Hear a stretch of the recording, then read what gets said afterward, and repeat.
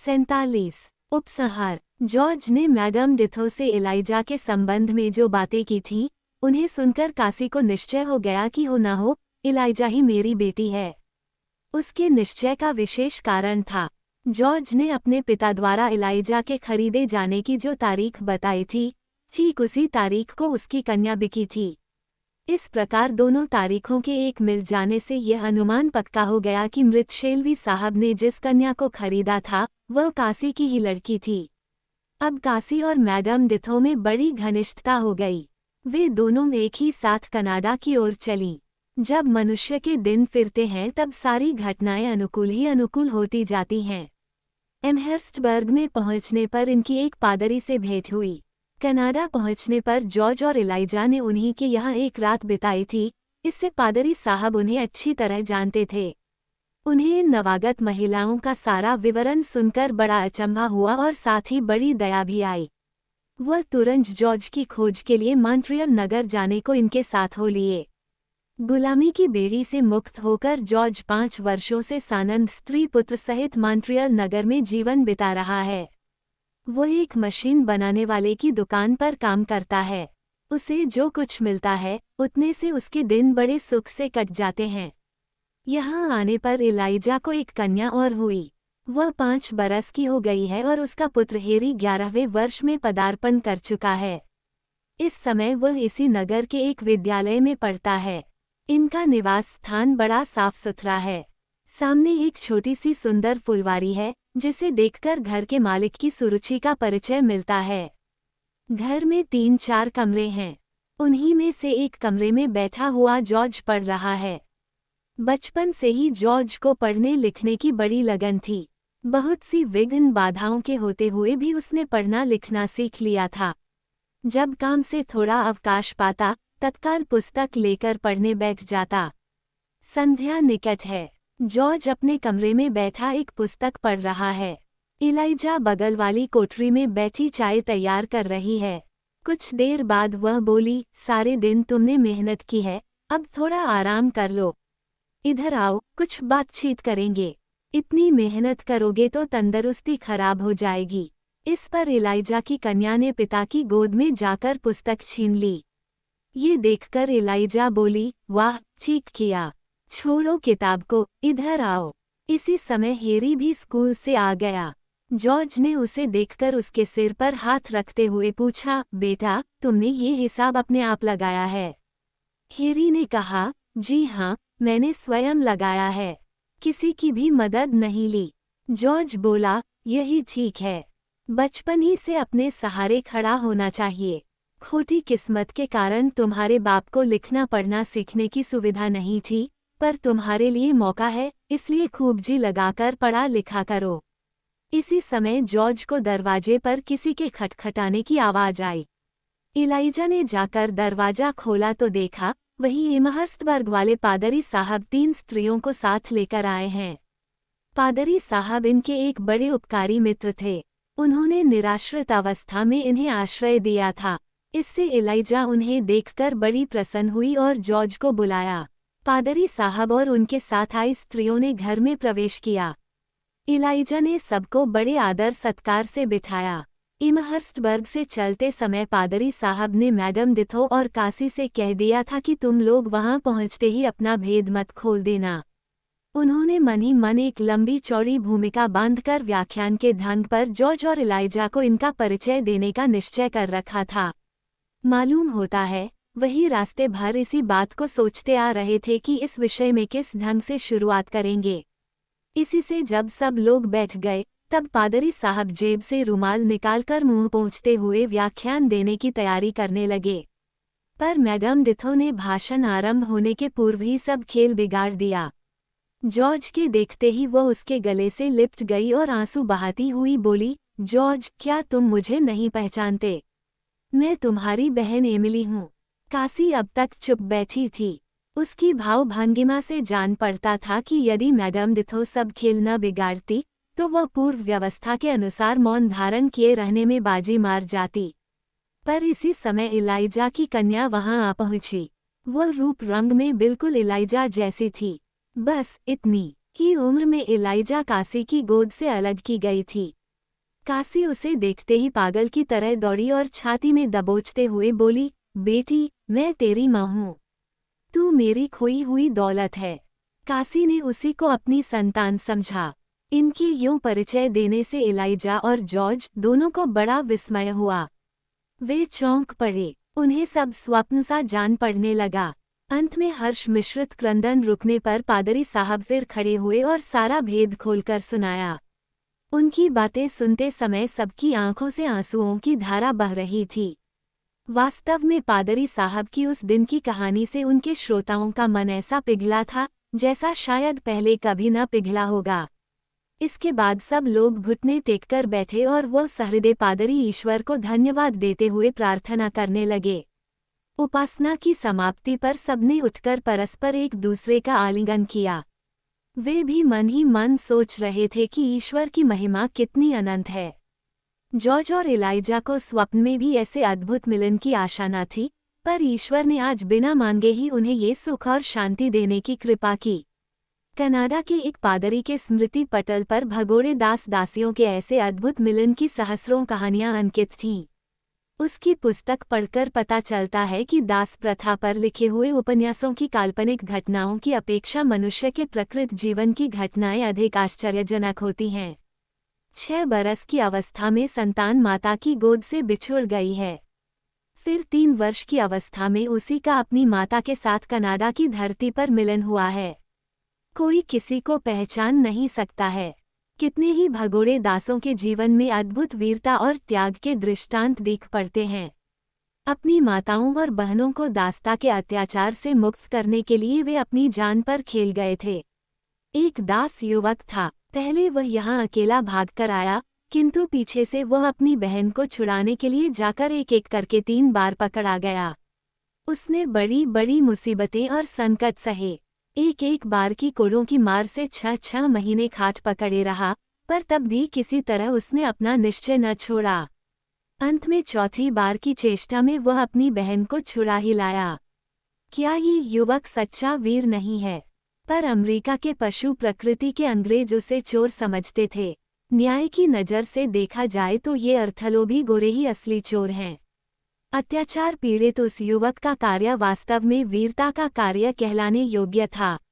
कासी, मैडम डिथो और एमिलिन तीनों जॉर्ज और एलाइजा के साथ रहने लगीं।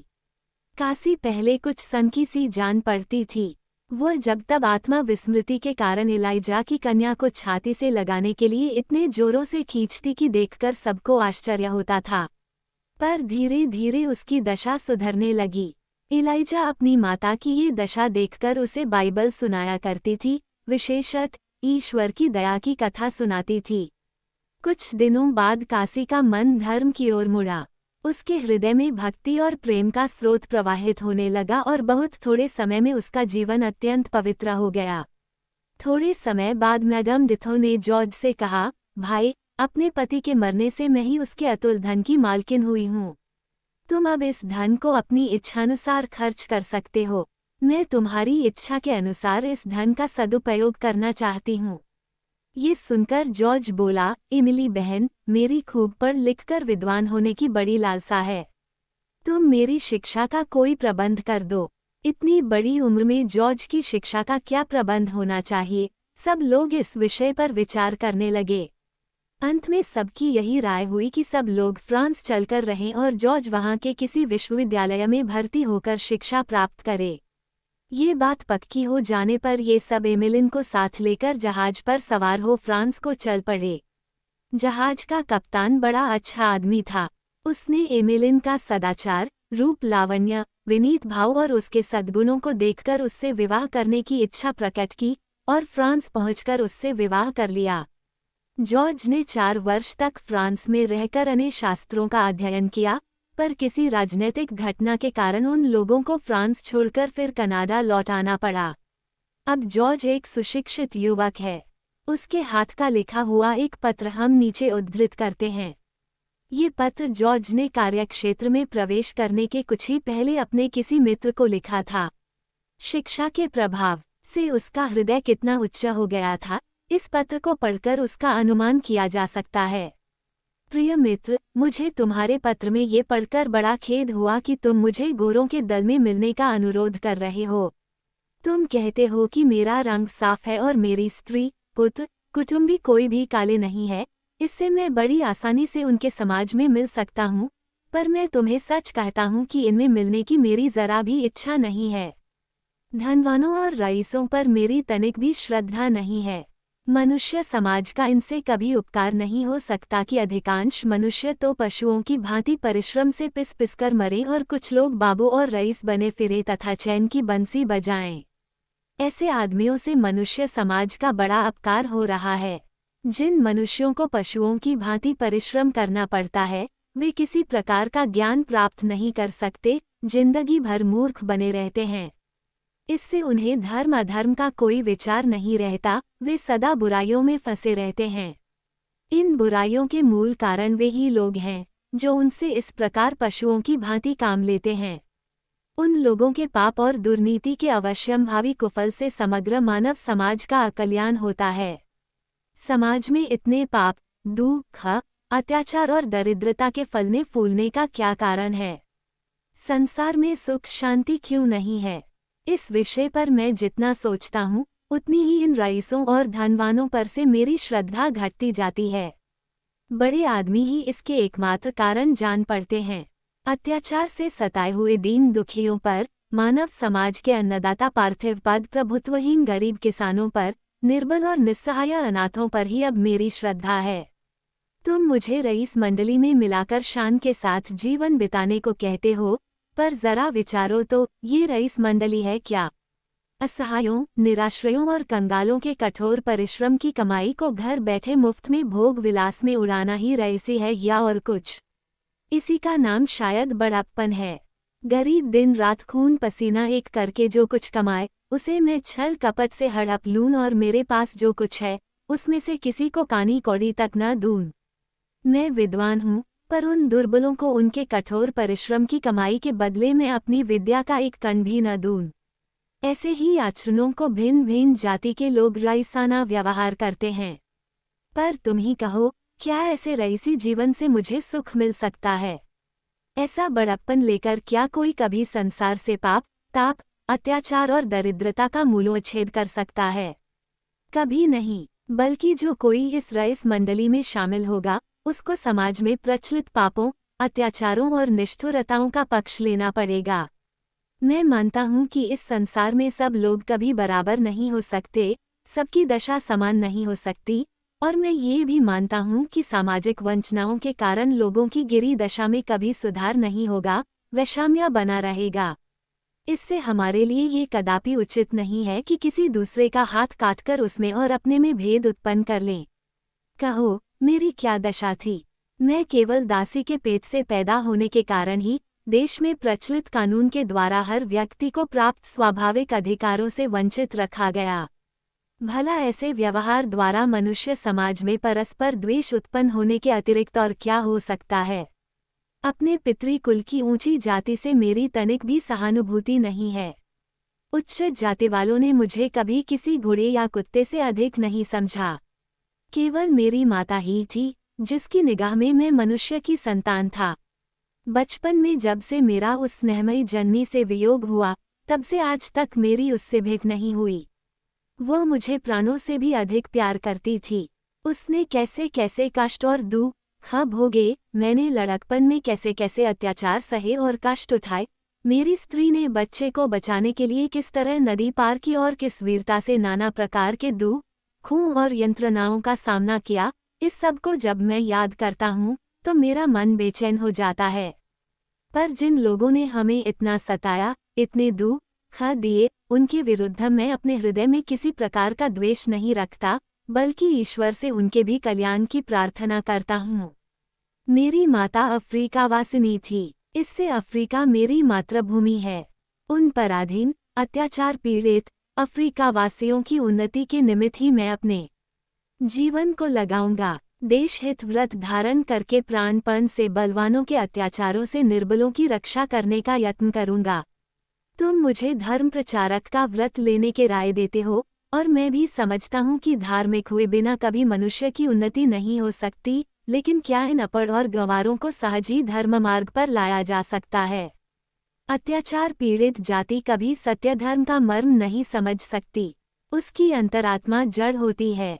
अत्याचार से पीड़ित पराधीन जाति को उन्नत करने के लिए सबसे पहले देश में प्रचलित कानून का सुधार करना होगा, पराधीनता की बेड़ी से इन्हें मुक्त करना होगा।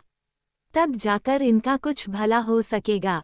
मैं तन मन से इस बात की चेष्टा करूंगा कि अफ्रीका वासियों में जातीय जीवन का गर्व आ सके और संसार की सभ्य जातियों में इनकी एक स्वतंत्र जाति के रूप में गणना हो सके। इन्हीं दिनों साइबेरिया क्षेत्र में साधारण तंत्र जन शासन की स्थापना हुई है। मैंने वहीं जाने का निश्चय किया है। तुम शायद समझते हो कि इन घोर अत्याचारों से सताए जाने वाले अमेरिका के गुलामों को मैं भूल गया हूँ, पर कभी ऐसा मत समझना। यदि मैं इन्हें एक घड़ी के लिए, एक पल के लिए भी भूलूं तो ईश्वर मुझे भूल जाए, पर यहाँ रहकर मैं इनका कुछ भला नहीं कर सकूंगा। अकेले मेरे किए इनकी पराधीनता की बेड़ी नहीं टूटेगी। हाँ, यदि मैं किसी ऐसी जाति में जाकर मिल जाऊं जिसकी बात पर दूसरी जातियों के प्रतिनिधि ध्यान दें, तो हम लोग अपनी बात सबको सुना सकते हैं। किसी जाति की भलाई के लिए किसी व्यक्ति विशेष से वाद विवाद, अभियोग या अनुरोध करने का अधिकार नहीं है। हाँ, वो पूरी जाति अवश्य वैसा करने का पूर्ण अधिकार रखती है। यदि किसी समय सारा यूरोप स्वाधीन जातियों का एक महामंडल बन गया, यदि अधीनता, अन्याय और सामाजिक वैषम्य के उत्पीड़न से यूरोप सर्वथा रहित हो गया, और यदि सारे यूरोप ने इंग्लैंड और फ्रांस की भांति हम लोगों को एक स्वतंत्र जाति मान ली, तो उस समय हम विभिन्न जातियों की महाप्रतिनिधि सभा में अपना आवेदन उपस्थित करेंगे और बलपूर्वक दास्ता में लगाए हुए अत्याचार से पीड़ित दुर्दशाग्रस्त स्वजातीय भाइयों की ओर से सही सही विचार करने की प्रार्थना करेंगे। उस समय स्वाधीन और सुसभ्य अमेरिका देश भी अपने मस्तक से इस दास्ता प्रथा रूपी सर्वजन घृणित घोर कलंक को धोकर बहा देगा। तुम कह सकते हो कि आयरिश, जर्मन और स्वीडिश जातियों की भांति हम लोगों को भी अमेरिका के साधारण तंत्र में सम्मिलित होने का अधिकार रहे। मैं भी इसे मानता हूँ। हम लोगों को समान भाव से सबके साथ मिलने देना चाहिए। सबसे पहली जरूरत यह है कि जाति और वर्ण के भेद को परे रखकर हम प्रत्येक व्यक्ति को योग्यतानुसार समाज में ऊंचे स्थान पर पहुंचने दें। इतना ही नहीं कि इस देश में जनसाधारण को जो अधिकार मिले हुए हैं उन्हीं पर हमारा दावा है, बल्कि हमारी जाति की जो क्षति इन लोगों के अत्याचार से हो रही है, उस क्षति की पूर्ति के लिए अमेरिका पर हम लोगों का एक विशेष दावा है। ऐसा होने पर भी मैं वह दावा नहीं करना चाहता। मैं अपना एक देश और एक जाति चाहता हूँ। अफ्रीकी जाति की प्रकृति में कुछ विशेषताएं हैं। अंग्रेजों से अफ्रीकी जाति की प्रकृति बिल्कुल भिन्न होने पर भी ये विशेष गुण सभ्यता और ज्ञान विस्तार के साथ साथ अफ्रीकनों को नीति और धर्म की ओर अग्रसर करने में उच्च और महान प्रमाणित होंगे। मैं एक लंबे समय से समाज के अभ्युदय की प्रतीक्षा कर रहा हूँ। मेरा विश्वास है कि हम इस नवीन युग की पूर्व सीमा पर खड़े हुए हैं। मुझे विश्वास है कि आजकल जो भिन्न भिन्न जातियां भयंकर वेदनाओं से कातर हो रही हैं, उन्हीं की वेदनाओं से सार्वभौम प्रेम और शांति का जन्म होगा। मेरा दृढ़ विश्वास है कि अफ्रीका धर्म बल से ही उन्नति के शिखर पर पहुंच सकेगा। अफ्रीकी चाहे क्षमतावान तथा शक्ति संपन्न न हो, पर वे सहृदय, उदारचिता और क्षमाशील अवश्य हैं।